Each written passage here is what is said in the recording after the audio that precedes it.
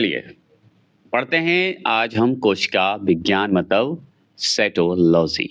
सेटोलॉजी बोलते हैं। कोशिका विज्ञान हम पढ़ने जा रहे हैं। आप जानते हैं कोशिका विज्ञान से पहला क्वेश्चन आपके स्क्रीन पे है और फटाफट चलेंगे क्योंकि हमको बायोलॉजी खत्म करने के बाद और भी सब्जेक्ट पढ़ाने हैं जो कि हम प्लेलिस्ट बना दे रहे हैं। आप जब मन चाहे तब देख सकते हैं। बिहार एसएससी के लिए देखें या बिहार बीपीएससी के लिए देखें या आप कोई भी स्टेट का एग्जाम के लिए देखें, ज़रूर देख लीजिए। आपके कॉम्पिटिटिव एग्जाम के लिए बहुत इंपॉर्टेंट क्वेश्चन है। कोशिका जो है, कोशिका नाम किस जीव वैज्ञानिक ने सर्वप्रथम दिया था? कोशिका नाम जो है, सेल जो नाम दिया गया है, कौन जीव वैज्ञानिक हैं जिसने सर्वप्रथम दिया था? उनका नाम पूछ रहा है आपसे। तो उनका नाम है रॉबर्ट हुक। रॉबर्ट हुक ही दिए थे। ये क्लियर हो गया। दूसरा क्वेश्चन आपके स्क्रीन पे है। दूसरा क्वेश्चन क्या है कि कौन सी रचना जो है जंतु कोशिका को वनस्पति कोशिका से विभेदित करती है? बताइएगा कौन सी रचना जो है जंतु कोशिका को वनस्पति कोशिका से विभेदित करती है? वो बताइए कौन सा है? तो ऑप्शन नंबर जो है आप डी लगा दीजिए, सेंट्रीओला है। सेंट्रीओला जो लगाएंगे आंसर, आप डी आंसर लगाएंगे वो सही आंसर लगाएंगे। अगर बात करें तीसरे प्रश्न की, तीसरा प्रश्न की अगर बात करें तो तीसरा प्रश्न है कोशिका का ऊर्जा गृह मतलब पावर हाउस किसे कहा जाता है? बता सकते हैं कोशिका ऊर्जा गृह जो है जिसे पावर हाउस बोलते हैं किसे कहा जाता है? तीसरे प्रश्न का जवाब दीजिए। सिर्फ मॉक टेस्ट हो रहा है, वन लाइनर में इसकी डिटेल की बातें करेंगे, बताइएगा। तो इसका आंसर का जवाब आपके सामने है, सी है, माइटोकॉन्ड्रिया है। क्या है? माइटोकॉन्ड्रिया है। चौथे प्रश्न की अगर हम बात करेंगे, चौथा प्रश्न है कोशिका में प्रोटीन संश्लेषण कहाँ होता है? तो कोशिका में अगर प्रोटीन संश्लेषण की बात करेंगे तो हम राइबोसोम को याद रखेंगे। किसे याद रखेंगे? राइबोसोम को याद रखेंगे। पांचवा प्रश्न आपके पास है कि निम्नलिखित में से कौन सा सबसे बड़ा कोशिकांक है? सबसे बड़ा कोशिकांक है, बताइएगा कौन सा है? निम्नलिखित में से सबसे बड़ा कोशिकांक पूछे, बताइएगा कौन सा है? पांचवें प्रश्न का जवाब दीजिए। तो ऑप्शन नंबर सी है, प्लास्टिड है। क्या है? प्ला अलग कर दीजिए, अस्टिड अलग कर दीजिए, प्लास्टिड है। ठीक है। अगर बात करें छठे प्रश्न की, तो छठा प्रश्न है पादप कोशिकाओं का सबसे बाहरी आवरण कहलाता है। तो पादप कोशिका मतलब पौधे शेल की बात हो रही है, उसका बताइए बाहरी आवरण, जो बाहर के आवरण है उसे कहा जाता है या कहलाता है, क्या कहलाता है? बता सकते हैं। छठे प्रश्न का जवाब दीजिए। तो छठे प्रश्न का जवाब है ऑप्शन नंबर बी, कोशिका भित्ति मतलब सेल बॉल कहते हैं।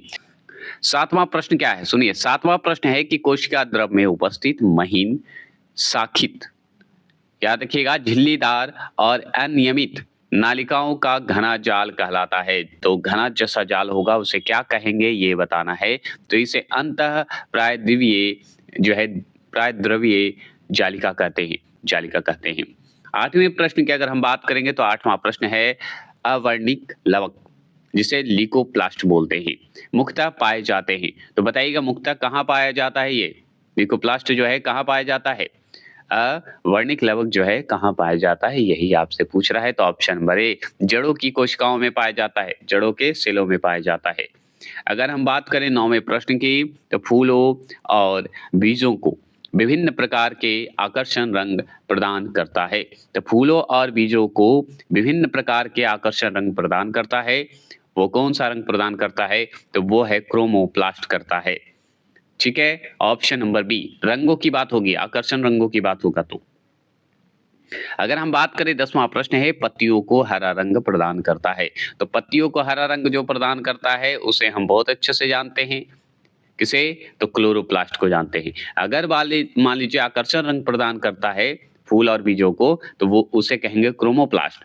अगर हरा रंग प्रदान करता है पत्तियों को तो उसे कहेंगे क्लोरोप्लास्ट। 11वां प्रश्न है कि कोशिका की आत्महत्या की थैली कहलाता है। तो कोशिका की आत्महत्या की थैली क्या कहलाएगा? बहुत सिंपल जवाब, बहुत अच्छे से जानते हैं, लाइसोसोम कहते हैं। और पावर हाउस किसे कहते हैं बताइएगा जरूर, अभी जस्ट पढ़े आप। 12वां प्रश्न की बात करते हैं। 12वां प्रश्न क्या है चलिए जानते हैं। ठीक है, तो 12वां प्रश्न है किसकी उपस्थिति के कारण किसी पादप कोशिका और पशु कोशिका में जो है अंतर पाया जाता है? तो एक ही चीज है, सेल वॉल के कारण मतलब कोशिका भित्ति के कारण, जो कि बी नंबर आपको दिख रहा होगा। इन दोनों में अंतर अगर जानना है तो कोशिका भित्ति, पौधे में कोशिका भित्ति में होता है लेकिन जंतु में कोशिका भित्ति नहीं होता। 13वां प्रश्न की अगर बात करें तो यहाँ पे ध्यान से पढ़ना होगा, गैल्जी काय, गोल्जी काय भी बोलते हैं, गल्जी काय भी बोल सकते हैं। तो गोल्जी काय का प्रमुख कार्य है, तो गोल्जी काय का प्रमुख कार्य क्या है बताइए इस चार ऑप्शन के हिसाब से गोल्जी काय का कार्य क्या है? तो गोल्जी काय का कार्य है, ये हम जानते हैं, स्रवित करना, स्रवी करने का काम है इसे, ठीक है। श्वसन माइटोकॉन्ड्रिया में होता है ना। अगर 14 प्रश्न की बात करेंगे, 14 प्रश्न है कि निम्नलिखित में से कौन सा कोशिकांग डीएनए रखता है? तो कौन सा कोशिकांग जो है डीएनए रखता है? कौन सा सेल है भाई जो कि डीएनए रखता है, बताएंगे। तो वो है माइटोकॉन्ड्रिया रखता है, और इसी में श्वसन क्रिया भी होता है ना। डीएनए जहां रहेगा वहीं से होगा। ऐसे याद करने का तरीका मैं बता रहा हूँ। 15वां प्रश्न है कोशिका भित्ति मतलब सेल वॉल होती है। तो सेल वॉल क्या होती है बताइए। तो सेल वॉल जो होता है वो है पारगम्य होता है। क्या है? पारगम्य होता है। बात करें 16वां प्रश्न की, ये हम बता देंगे बाद में, अभी आगे चलिए। 16वां प्रश्न है माइटोकॉन्ड्रिया का भीतरी वलन कहलाता है। तो माइटोकॉन्ड्रिया का भीतरी वलन क्या कहलाएगा? 16वां प्रश्न का जवाब दीजिए। तो ऑप्शन नंबर ए क्रिस्टी कहलाता है। क्या कहलाता है? क्रिस्टी कहलाता है। अगर बात करें 17वां प्रश्न का, तो 17वां प्रश्न है माइटोकॉन्ड्रिया निम्न में से किस में अनुपस्थित होता है?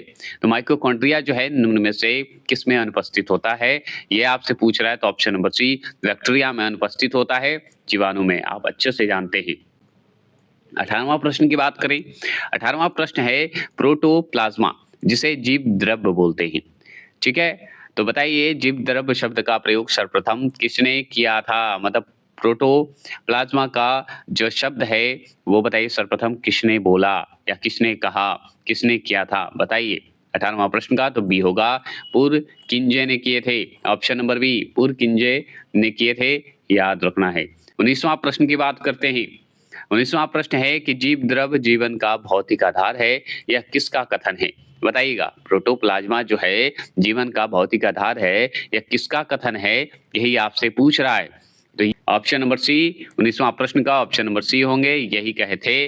कौन कहे थे? हेक्सेल जी कहे थे, ठीक है, क्लियर हो गए। चलिए 20वां प्रश्न की हम बात करते हैं, तो सुनिए। 20वां प्रश्न है कि डीएनए हेलिक्स, ठीक है, डीएनए हेलिक्स का प्रारूप जो है प्रस्तुत किया। तो डीएनए हेलिक्स का प्रारूप जो है मॉडल जो है प्रस्तुत किया, किसने किया ये बताइए। तो ऑप्शन नंबर बी वाटसन और ग्रीक ने किए थे, वाटसन और ग्रीक किए थे। 21 क्वेश्चन नंबर की बात करें तो कोशिका की क्रियात्मक गतिविधियां नियंत्रित होती है। तो कोशिका का क्रियात्मक गतिविधियां नियंत्रित होती है, वो बताइए कहाँ होती है? तो केंद्रक द्वारा होता है, ये जान लीजिए। किसके द्वारा होता है? तो केंद्रक द्वारा। अगर 22वां प्रश्न की बात करें तो गुणसूत्र शब्द प्रदान किया।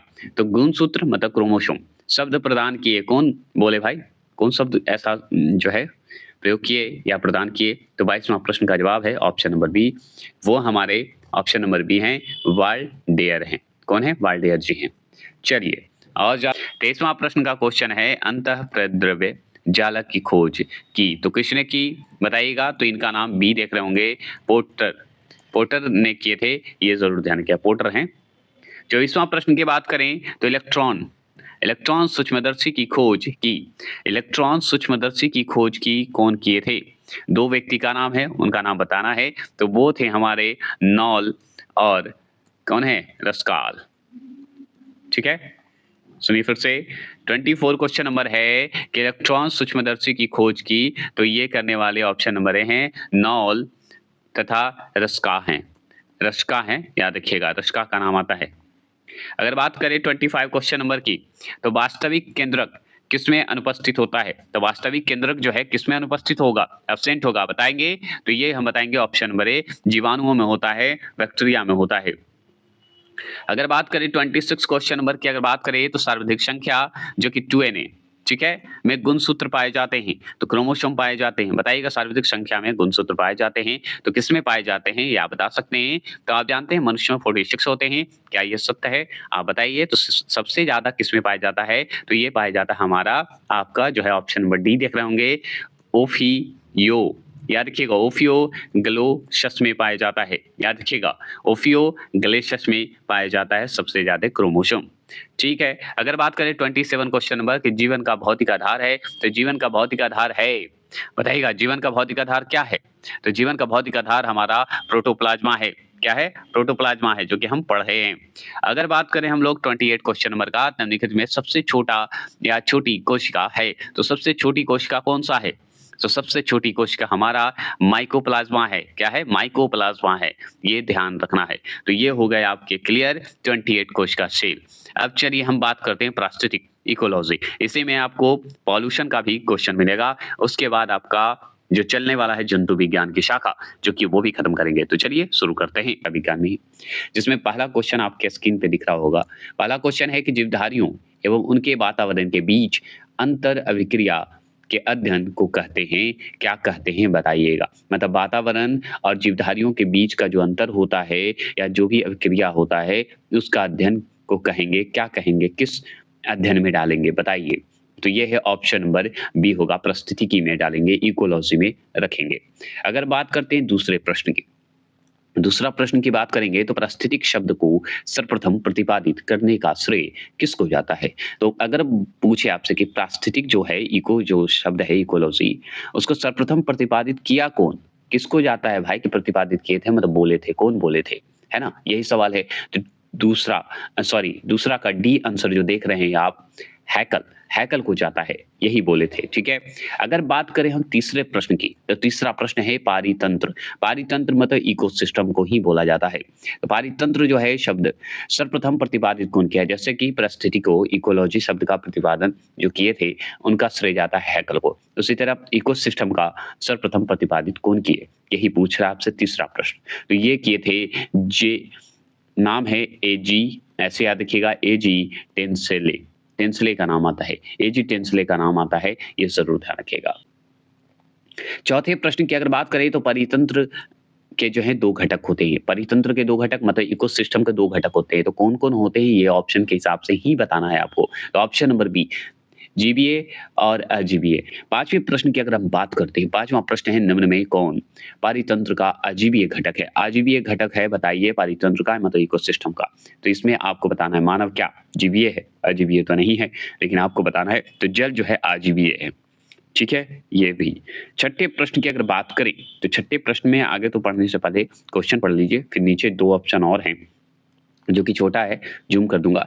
किसी पारितंत्र में ऊर्जा प्रवाह का सही मार्ग होता है। अगर इकोसिस्टम में अगर ऊर्जा प्रवाह करना है तो उसका सही मार्ग क्या होगा, सही रास्ता क्या होगा, बता सकते हैं। तो हम बताएंगे ऑप्शन नंबर बी ही सही होगा, उत्पादक, शाकाहारी, मांसाहारी और अपघटक होगा, है ना। जैसे उत्पादक जो करने वाला है और शाकाहारी फिर है, तो उत्पादक के बाद शाकाहारी, शाकाहारी के बाद मांसाहारी, मांसाहारी के बाद अपघटक, खत्म हो गया।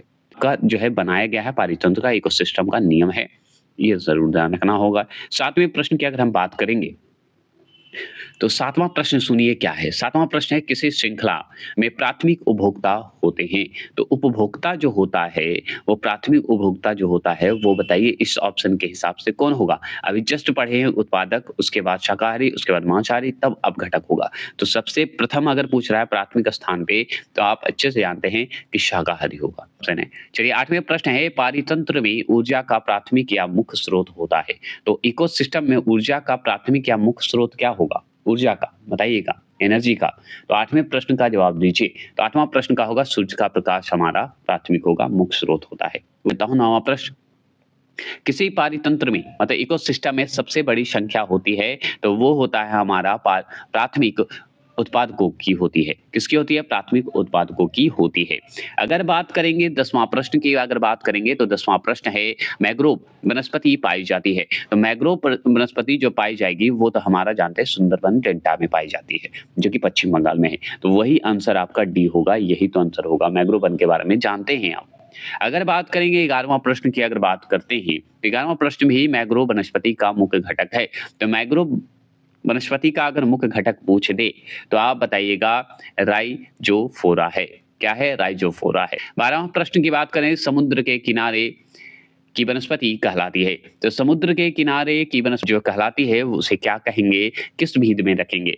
तो हम रखेंगे ऑप्शन नंबर ए में, लवणोद भीद में रखेंगे, क्योंकि समुद्र के किनारे मतलब नमकीन पानी, तो लवणीय होगा। आगे बात करेंगे हम 13वां प्रश्न की बात करें, न्यूनीकृत पत्तियां और धंसे हुए रंध्र किसके प्रमुख लक्षण होते हैं? पत्ती और धसे हुए जो रंध्र होते हैं, वो बताइए किसके प्रमुख लक्षण होते हैं? किसके अंतर्गत होते हैं? आपको बताना है 13वां प्रश्न का। तो ये हो गया डी, शुष्कोद्भिद। जैसे ही न्यूनीकृत की बात होगी, न्यूनीकृत मतलब कि बहुत रेयर, आपके सूखे जगह पे जो उगता है, सूखे क्षेत्र में जो फसल उगता है, सूखे क्षेत्र में जो उगता है। आपका जो है 14 प्रश्न क्या है कि यदि संसार के सभी पौधे मर जाएं तो किसकी कमी के कारण सभी जंतु मर जाएंगे? बताइएगा। यदि संसार के सभी पौधे मर जाएं तो किसकी कमी के कारण सभी जंतु मर जाएंगे? बताइएगा। 14 प्रश्न का जवाब दीजिए। तो ये है ऑप्शन नंबर ए, ऑक्सीजन होगा। ऑप्शन नंबर ए, ऑक्सीजन होगा। अगर हम बात करेंगे 15वां प्रश्न की, तो अधिपादप क्या है? अधिपादप वैसे स्थानों पर पाए जाते हैं जहां पर, कहां पे पाए जाएंगे? बताइएगा। वो पादप बताइए, पौधे बताइए जो कि वैसे स्थान पे पाए जाएँगे जहाँ क्या होगा? बताइए क्या होगा? तो ये होगा आपका वर्षा पूरे वर्ष होती है। पूरे वर्ष जहाँ वर्षा होती है। आगे बात करते हैं हम 16वां प्रश्न की बात करें, संसार का सबसे बड़ा पारितंत्र है। तो संसार का सबसे बड़ा पारितंत्र मतलब इकोसिस्टम है। क्या है? बता सकते हैं? तो हम बताएँगे सागर। सागर ही हमारा इकोसिस्टम का सबसे बड़ा पारितंत्र में आता है, मतलब इकोसिस्टम का है। 17वां प्रश्न है, मृदा अपरदन रोका जा सकता है। तो मृदा अपरदन मतलब मिट्टी का जो बहाव होता है उसको रोका जा सकता है। तो कैसे रोका जा सकता है? तो ये वन रोपण द्वारा ही कर सकते हैं, संभव है। मृदा को रोकना है, मिट्टी को रोकना है तो। 18वां प्रश्न है, जब हम बकरी का मांस खाते हैं तब हम, बताइए क्या होगा? जब हम बकरी का मांस खाएँगे तो इस किस कैटेगरी में होगा? क्या उपभोक्ता में आएँगे? प्रथम उपभोक्ता में आएँगे, द्वितीय में आएँगे, तृतीय में आएँगे? ये तो पूछ रहा है आपसे। तो हम द्वितीय उपभोक्ता में आएँगे क्योंकि मांस खा रहे हैं ना, है कि नहीं? चलिए, प्राथमिक अगर आएँगे तो वो आप शाकाहारी हो जाएँगे। 19वां प्रश्न की अगर बात करते हैं तो हाइड्रोफाइट कहते हैं। तो हाइड्रोफाइट क्या कहते हैं? हाइड्रोफाइट, हाइड्रो मतलब पानी, पानी मतलब जलीय पौधे को कहेंगे। यही होगा ना? अनुमान लगाइए। तो हाँ, एकदम सही, एक जलीय पौधे को कहते हैं हाइड्रोफाइट। हाइड्रा मतलब होता है पानी। 20वां प्रश्न की बात करें, निम्नलिखित में कौन सा पौधा मरूदभिद है? तो कौन सा पौधा ऐसा है जो कि मरूदभिद है? बताएँगे। तो 20वां प्रश्न का सी करील है। आप कोई भी एग्ज़ाम देने ज़्यादा कर सकता हूँ, 100% बोल सकता हूँ कि आपको 100 में से 100 क्वेश्चन तो नहीं आएँगे, लेकिन आपसे अगर मान लीजिए इकोसिस्टम से अगर 22 क्वेश्चन है, तो इसमें से 3 क्वेश्चन आपको ज़रूर आएगा, क्योंकि एक दूसरे से जुड़ा हुआ सब्जेक्ट आता है। 21वां प्रश्न है, सुनिए, 21वां प्रश्न है, हाइड्रोपोनिक्स संबंधित है। तो हाइड्रोपोनिक्स, हाइड्रो मतलब पानी, मैंने बोला, अपोनिक्स संबंधित है। तो अब बताइए क्या है? तो ये मिट्टी के बिना पौधे की वृद्धि। तो मिट्टी के बिना मतलब पानी में ही होगा ना, पानी में उगने वाला पौधा, उसी की बात हो रही है। तो मिट्टी के बिना, मृदा के बिना पौधे जो वृद्धि करते हैं, समुद्र में ही करते हैं बहुत सारे। चलिए 22वां प्रश्न और अंतिम प्रश्न है ना? 22वां प्रश्न और अंतिम प्रश्न है इकोलॉजी का। रेगिस्तान में पैदा होने वाले पौधे कहलाते हैं। तो रेगिस्तान में पैदा होने वाले पौधे को क्या कहिएगा? तो ये कहिएगा ज़ीरोफ़ाइटस। क्या कहिएगा? ज़ीरोफ़ाइटस। नेक्स्ट टॉपिक है हमारा पॉल्यूशन। पॉल्यूशन से संबंधित जो सवाल बनेंगे हम वो भी खत्म करेंगे और फटाफट करेंगे। ये भी हमारा 19 है। उसके बाद हमारा जंतु विज्ञान की शाखा चलेगा, जो कि वो भी अलग टॉपिक चलेगा। देखिए, वायु प्रदूषकों का विश्वसनीय संकेतक बताइए है। तो वायु प्रदूषकों का विश्वसनीय संकेतक है, कौन है? बताएँगे, ज़रूर से ज़रूर बताइए। तो ये हमारा लाइकेन्स तथा मॉस है। कौन है? मॉस है। दूसरा प्रश्न है कि मुख्य वायु प्रदूषक होते हैं। तो मुख्य वायु प्रदूषक कौन होता है? बताइए। मुख्य वायु प्रदूषक आपका CO होगा। क्या होगा? CO होगा। आप बताइए। तीसरा प्रश्न, हरितगृह गैस मतलब ग्रीन हाउस गैस कहलाने वाली गैस है। तो ग्रीन हाउस गैस जो है, कहलाने वाली गैस का जो है सूत्र दिया हुआ है, आपको बताना है कैसे है। तो आप जानते हैं क्या-क्या है? तो CFC है, आप जानते हैं। एक तो ये हो गया, और बताइए क्या होगा? तो ये हम जानते हैं CFC है, CO2 होगा, CH4 होगा, मीथेन का है, NO2 होगा। ये तीनों है, और तीनों का अगर आप हिंदी जानते होंगे तो बहुत अच्छे से जानते हैं। क्लोरोफ्लोरो का जानते हैं आप, CO2 का जानते ही होंगे, CH4 का जानते हैं, NO2 का। कमेंट बॉक्स में करिएगा तो आपको ही याद होगा। अगर बात करें हम चौथे प्रश्न का, कौन सी गैस जो है पृथ्वी पर हरितगृह प्रभाव से सर्वाधिक योगदान करती है? तो हरितगृह प्रभाव मतलब ग्रीन हाउस प्रभाव जो गैस होता है, उससे बताइए सर्वाधिक योगदान प्रदान करती है, मतलब योगदान करती है। तो कौन करती है ये बताइए? तो option number C, carbon dioxide करता है। 5वां प्रश्न है कि मेट्रोपॉलिटन नगरों में प्रदूषण का प्रमुख स्रोत है। तो देखिए, मेट्रोपॉलिटन जहाँ मेट्रो है, गाड़ी है, वाहन है, तो वहाँ पे स्वचालित वाहन से ही तो प्रदूषित हो रहा है ना, और क्या? ठीक है। छठा प्रश्न क्या है? निम्नलिखित में कौन सी गैस जो है हीमोग्लोबिन से जो है संयोग कर रक्त में एक विषैला पदार्थ बनाती है? तो सीओ जो है आप जानते हैं, सीओ का नाम सुने हैं? देखिए, यहाँ पे जो सीओ देख रहे हैं, कोबाल्ट जो देख रहे हैं, ये अगर अधिक मात्रा में होगा तो ये विषैले पदार्थ बनाती है, इसलिए सीओ आंसर सही होगा। चलिए 7वां प्रश्न क्या है? 7वां प्रश्न है निम्नलिखित में से किस वायु प्रदूषक के कारण मनुष्य में तंत्रिका तंत्र संबंधी रोग पैदा होता है? तो बताइए निम्नलिखित में से किस वायु प्रदूषक के कारण मनुष्य में तंत्रिका तंत्र संबंधी रोग पैदा होता है? ये बताएंगे आप। तो ऑप्शन नंबर ए सीसा के कारण होता है। किसके कारण? सीसा के कारण। 8वें प्रश्न की अगर हम बात करेंगे तो निम्नलिखित में से कौन सा वायु प्रदूषक मनुष्य में रक्तदाब को बढ़ावा देता है तथा हृदय संबंधी रोग पैदा करता है? तो वो कौन सा करता है ये बताइए 8वां प्रश्न का। तो सी होगा कैडमियम। क्या होगा? कैडमियम है मिनी माता रोग होता है। तो मिनी माता रोग जो होता है वो कैसे होता है बताएंगे। मिनी माता रोग जो है कैसे होता है? तो ऑप्शन नंबर सी जल में मरकरी के प्रदूषण से होता है। ये भी जान गए आप। 10वां प्रश्न की अगर हम बात करेंगे, 10वां प्रश्न है कि जल प्रदूषण को मापने हेतु निम्नलिखित में से कौन सी जांच की जाती है? तो जल प्रदूषण को अगर मापना है तो कौन सी जांच होगी? बता सकते हैं? 10वां प्रश्न का जवाब दीजिए। तो ये है बायोकेमिकल ऑक्सीजन डिमांड है। ठीक है। अगर हम बात करें कौन सा बात करें 11वां प्रश्न की, तो 11वां प्रश्न क्या है सुनिए। डीडीटी होता है, तो डीडीटी जो है क्या होता है बताइए? डीडीटी क्या होगा? तो डीडीटी जो है हमारा अजीवीय अपघटनीय प्रदूषक है। ठीक है, अजीवीय अपघटनीय प्रदूषक है, ये जरूर ध्यान रखना है। ठीक है, ये आप जान गए। अब बात करते हैं 12वां प्रश्न का। तो 12वां प्रश्न है सूर्य से आने वाली हानिकारक परावैंगनी विकिरणों से होता है। तो क्या होता है? कौन सा कैंसर होता है ये बताइए जो सूर्य की किरण से आता है? बताएंगे 12वां प्रश्न का। तो ये होता है त्वचा का कैंसर, सूर्य के प्रकाश से ही तो होता है। 13वां प्रश्न है नदियों में जल प्रदूषण की माप की जाती है। तो नदियों में जल प्रदूषण की माप की जाती है तो कैसे की जाती है? तो ये बताइए। तो O2 की घुलनशील जो घुली हुई मात्रा से की जाती है। डी हो गया। 14 प्रश्न है निम्न में से कौन सी गैस जो है वायु को प्रदूषित नहीं करती है? तो वायु को प्रदूषित नहीं करती है, कौन नहीं करती है? तो ये NO2 करती है। NO2 जो है नहीं करती है। 15वां प्रश्न है कि राष्ट्रीय पर्यावरण अभियांत्रिक संस्थान हो स्थित है। तो राष्ट्रीय पर्यावरण अभियांत्रिक संस्थान जो है स्थित है, कहाँ स्थित है बताएंगे 15वां प्रश्न का। तो ये नागपुर में स्थित है। ठीक है, नागपुर कहाँ है बताइए? किस राज्य में है? ये तो बता सकते हैं, बहुत इजी प्रश्न है।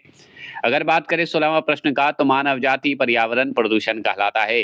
तो मानव जाति पर्यावरण प्रदूषण क्या होता है बताएंगे? तो ये होता है पर जैविक होता है, मानव द्वारा जो प्रदूषित होता है ना।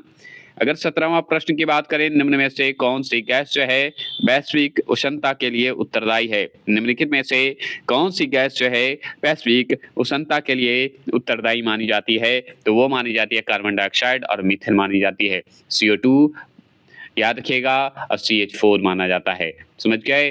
अगर बात करें 18वां प्रश्न का, तो वायुमंडल में उपस्थित ओजोन परत अवशोषित करती है।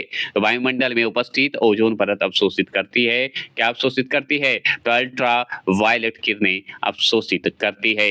अगर 19वां प्रश्न का बात करें और अंतिम प्रश्न है तेजाब वर्षा पर्यावरण में निम्न प्रदूषण से होती है। तो तेजाब वर्षा पर्यावरण में निम्न प्रदूषण किस प्रदूषण के कारण होती है बता सकते हैं? तेजाब वर्षा बता सकते हैं? तो वो होता है option number D nitrate oxide carbon dioxide द्वारा होता है। नाइट्रेट ऑक्साइड एवं कार्बन डाइऑक्साइड प्रदूषण से होता है तेजाब वर्षा। क्लियर हो गए? अब चलेंगे नेक्स्ट टॉपिक आएंगे जंतु विज्ञान की शाखा। कोई भी एग्जाम की तैयारी करते हो जरूर से जरूर पढ़ के जाएंगे।